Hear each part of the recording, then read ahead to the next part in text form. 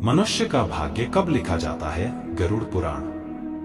मनुष्य का भाग्य कब लिखा जाता है?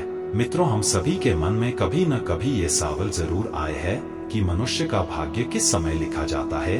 हम सभी अक्सर कई लोगों को ये कहते या फिर सुनते आ रहे हैं, किस्मत का लिखा कोई नहीं मिटा सकता है, यानी कि जो किस्मत में लिखा है वो करके ही रहेगा। लेकिन हम ये नहीं सोचते कि हमारे भाग्य में क्या लिखा है। अगर भाग्य पहले से तय हो जाता है तो क्या कर्म से भाग्य बदला जा सकता है?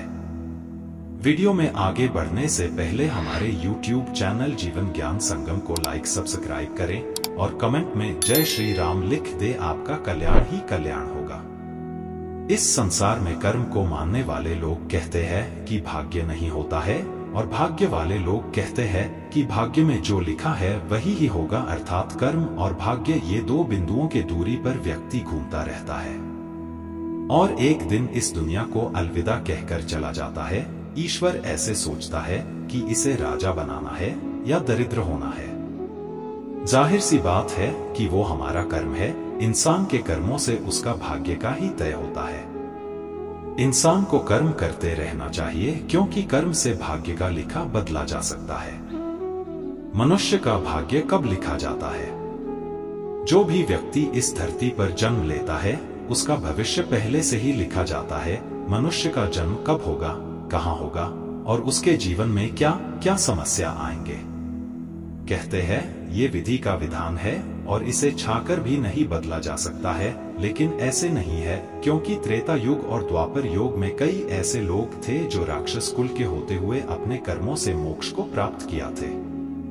इसी प्रकार हर प्राणी का भाग्य पहले से ही लिखा होता है। हम सभी इस सृष्टि में हो रही नाटक के छोटे छोटे पात्र हैं, जिनका जन्म किसी न किसी उद्देश्य से इस संसार में हुआ। लेकिन इस कलयुग में ये भी पूर्ण सत्य नहीं है। आपका भाग्य आपके कर्म पर आधारित है। अब दोस्तों, आपने ये कहावत तो सुनी होगी कि आप जो बोते हैं वही पाते हैं। अगर आप अच्छे और नेक काम करते हैं तो आपके साथ हमेशा अच्छा ही होता है। लेकिन अगर आपने जीवन में हमेशा बुरे काम ही किए हैं, संभवतः इसका दुष्प्रभाव आपको इसी जन्म में देखने को मिलेगा। अपना भाग्य को कैसे बदलें? अपना भाग्य को बदलने के लिए भगवान को याद करते हुए अपना कर्म करते रहना चाहिए, जिससे आपकी किस्मत चमकने की संभावना बनी है।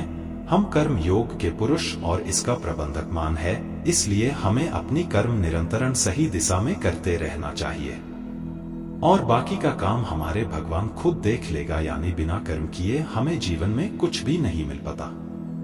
इसलिए हमारे धर्म ग्रंथों में धर्म कर्म और पुण्य कर्म करने की प्रेरणा दी गई है, क्योंकि यही एकमात्र रास्ता है जो हमें जन्म और मृत्यु के चक्र से बाहर निकाल सकता है। अनाथ बुरे कर्म करने वाले लोगों को भगवान के चरणों में कभी भी जगह नहीं मिलती है। इस संसार में जितना भी कुछ है और हम इसे पाना चाहते हैं तो प्राप्त कर सकते हैं, लेकिन जो कर्महीन अर्थात प्रयास नहीं करते उन्हें जिंदगी में कभी भी कुछ हासिल नहीं कर सकते हैं। आज के लिए बस इतना ही। मिलते हैं न्यू वीडियो पर। जय हिंद, जय भारत।